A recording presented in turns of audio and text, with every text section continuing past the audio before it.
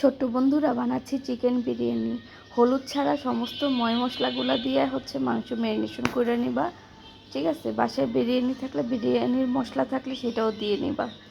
আর এদিকে আলু ভেজে নিলাম, আর পেঁয়াজ বেরেস্তা করে নিচ্ছি।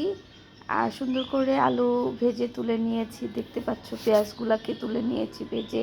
সেই একই তেলে ফাঁকিবাজি বিরিয়ানি রান্না করার জন্য ম্যারিনেশন করা চিকেনটাও ভেজে নিচ্ছি। এখন মশলাগুলা কি তোমার ধরো আদা রসুন বাটা, পেঁয়াজ বাটা, ধনিয়া গুঁড়া, জিরার গুঁড়া, একটু মরিচের গুঁড়া, লবণ স্বাদ মতো দিয়ে ম্যারিনেশন করে নিবা। আর টক দই কীভাবে বানাবা জানো? বাসায় টক দই না থাকলে দুধ সাথে লেবুর রস, আমি যেটা করি আর কি।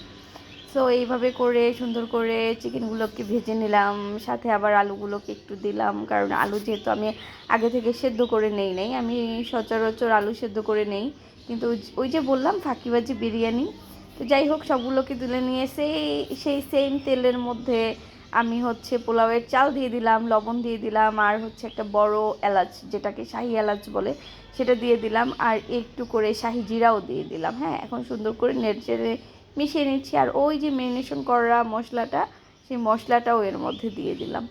এখন দিয়ে দিচ্ছি গরম পানি, যতটুকু গরম পানি লাগবে সেই অনুযায়ী গরম পানি দিয়ে দিলাম। আর ওই যে মাংস আর আলু ভেজে রেখেছিলাম আর পেঁয়াজ বেরেস্তা, সেগুলোকেও দিয়ে দিলাম। এটাকে বলে ফাঁকিবাজি বিরিয়ানির রান্না। হ্যাঁ, অ্যান্ড লাস্টে একটু ঘি অ্যাড করে দিলাম।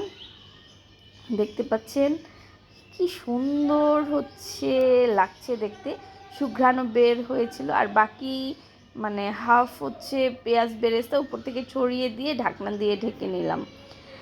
আর নিচে একটা তাওয়া দিয়ে আমি দমে বসিয়ে দিলাম। এখন প্রায় আধা ঘন্টা পরে দম থেকে বের করে নেড়ে চেড়ে নিচ্ছি। আর নেড়ে চেড়ে সবগুলোকে উল্টে পাল্টে নিব, তাহলে সব ভাতটা সেদ্ধ হয়ে যাবে, সমানভাবে কুক হয়ে যাবে।